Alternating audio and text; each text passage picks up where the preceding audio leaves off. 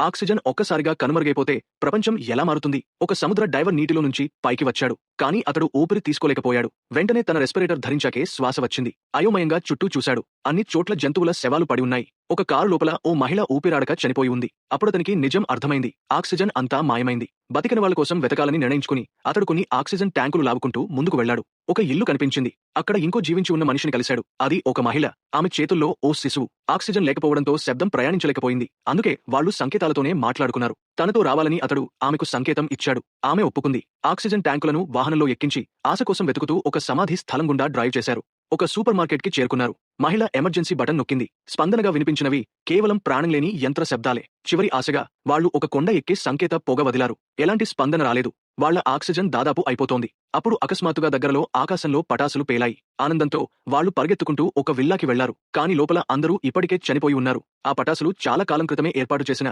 Electronic ప్రదర్శనలు మాత్రమే. వాళ్లు వాస్తవాన్ని అంగీకరించారు. ఒకరినొకరు కోగిలించుకుని చివరి నృత్యం చేశారు. సంగీతం ముగిసే సమయానికి ఆ మనిషి ఆక్సిజన్ పూర్తిగా అయిపోయింది. క్షణం కూడా ఆలస్యం చేయకుండా అతడు మహిళకు చెందిన చివరి ఆక్సిజన్ ట్యాంక్ను పట్టుకున్నాడు. ఇద్దరూ ఆక్సిజన్ కోసం తీవ్రంగా పోరాడారు. ఆ పోరాటంలో ఒక పదునైన లోహపు మూల కింద పడింది. ఆ మనిషి కిందకు తోసేయబడ్డాడు. ఆ లోహం అతని గుండెను చీల్చింది. మహిళ అతని నోటిలో ఉన్న చివరి శ్వాసను తనలోకి తీసుకుంది. అతని గాగుల్స్ తీసేసింది. అతని అందమైన ముఖాన్ని చూసిన క్షణంలో ఆమె హృదయం పశ్చాత్తాపంతో నిండిపోయింది. ఆమె తన మాస్క్ను తీసేసి అతని పక్కనే పడుకుంది. అతనితో కలిసి మరణాన్ని స్వీకరించాలని నిర్ణయించుకుంది. చివరికి అందంగా ఉండటం ఇప్పటికీ చాలా ఉపయోగపడుతుంది.